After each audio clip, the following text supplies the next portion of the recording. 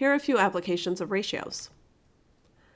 In the period from April 2014 to March 2015, Omaha's Epley Airport transported 322,000 passengers to Denver compared to 72,000 passengers to Houston.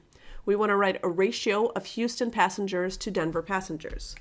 So Houston passengers would be the 72,000, and Denver passengers would be 322,000.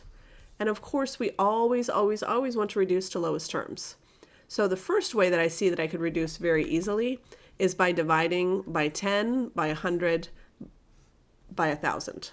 Because now I'm left with 72 over 322. And I didn't really change anything.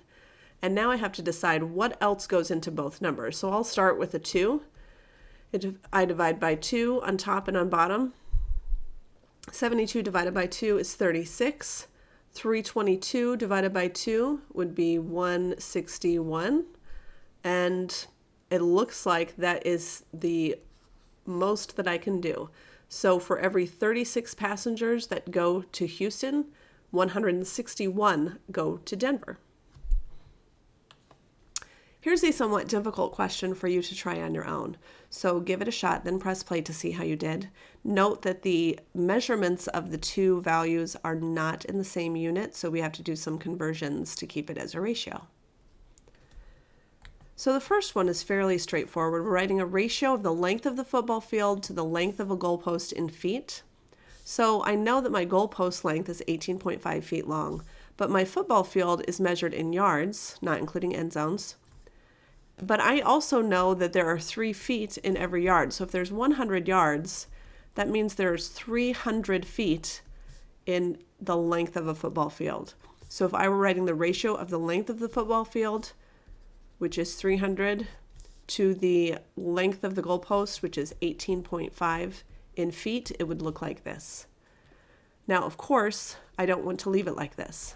So 300 times 10 would make it 3,000. 185, 18.5 times 10 makes it 185. And from here, we're really just going to divide. If I divide the numerator by 5, I get 600. If I divide the denominator by 5, I get 37. And that's the lowest I can reduce the length of the football field to the length of a goalpost in the ratio form. And of course, these are both feet. But again, within ratio, it doesn't matter quite as much as long as we know what unit we are measuring in. Now this one's going to be a little trickier because now we're going to do the same thing, but we're going to do it in yards. So in yards, I now have to look at not the 300, but the 100. And I'm going to have to do some ugly math with this 18.5. So let's go ahead and talk about how to convert 18.5 feet into yards.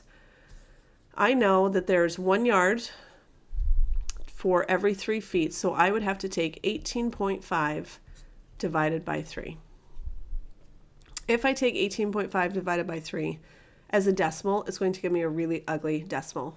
And we really try to avoid dealing with very ugly decimals as much as possible.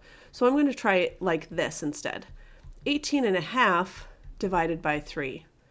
Well, if I divide 18.5 by 3, I could rewrite 18.5 as 37 halves, and I could rewrite divided by 3 to times 1/3.